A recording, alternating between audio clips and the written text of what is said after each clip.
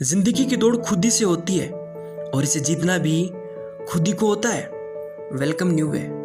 कभी बिजनेस के लिए पैसे नहीं होते, कभी बेटे की तबीयत बिगड़ जाती, कभी दोस्त धंधे में धोखा दे जाता, तो कभी चोरी हो जाती, कभी किसी का एक्सीडेंट हो जाता।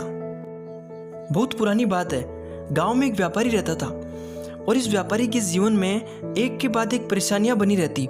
इतने स्ट्रेस में रहने के कारण इस आदमी की तबीयत भी खराब रहने लगी।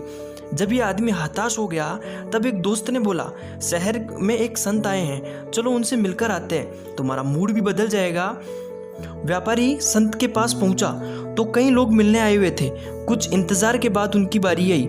व्यापारी ने कहा, मैं अपनी ज़िंदगी में बहुत परेशान हूँ, मुझे चैन नहीं मिल पा रहा है। कभी मुझे काम में दिक्कत होती है तो कभी तबीयत खराब होती है, कभी घर में लड़ाई होती है तो कभी बाहर। मैं एक के बाद एक परेशानियों से घिरा हुआ हूँ। कृपया मुझे बताइए कि मैं कैसे इनसे परेशानियों से बाहर निकल सकता हूँ और मैं कैसे शांति से जीवन जी सकता हूँ। उसकी बातों को सुनकर संत मुस्कुराते हुए कहते हैं, मैं आपके सवाल का जवाब कल देता हूँ, उससे पहले आपको मेरी मदद करनी होगी।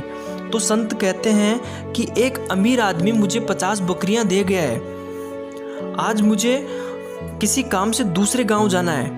आज रात आप इन बकरियों का ध्यान रखो। जब सारी 50 बकरियां सो जाए तो आप भी सो जाना। मैं कल आपसे मिलता हूँ। इतना कहकर वो संत वहाँ से चले गए। अगली सुबह जब संत वापस आए और व्यापारी से पूछा, क्या आपको कल रात अच्छी नींद आई? इस पर व्यापारी ने उदास होकर कहा कि मैं कल रात तो एक पल के लिए भी नहीं सो पाया। मैंने बहुत कोशिश की पर एक साथ सभी बकरियों को नहीं सुला सका। कुछ बकरियां सो जाती, कुछ मिमियाती रहती, कुछ खड़े होकर दूसरों को भी जगाने लगती। यह सिलसिला पूरी रात भर चलता रहा। मेरी लाख कोशिशों के बावजूद सारी बकरियां एक साथ नहीं सो सकी। संत ने कहा, अगर मैं गलत नहीं हूं तो रात को बहुत सी बकरियां अपने आप सो गई होगी और कुछ बकरियों को आपने सुला दिया होगा और कुछ बकरियां आपकी लाख कोशिश के बावजूद भी नहीं सोई होगी और कुछ आखिर में स्वयं थककर सो गई होगी। संत ने बोलना शुरू किया, क्या आपको कुछ समझ आया? जीवन में जो भी कुछ परेशानियां हैं वो स्वयं इन बकरियों की तरह हैं। कुछ परेशानियां अपने आप हल हो जाती है, कुछ परेशानियां कोशिश करने पर ठीक हो जाती है, कुछ परेशानियों को जितना चाहो प्रयास कर लीजिए, वो उस समय सोल्व नहीं होती है। संत कहते हैं कि यहाँ से एक बात और सीखने वाली है।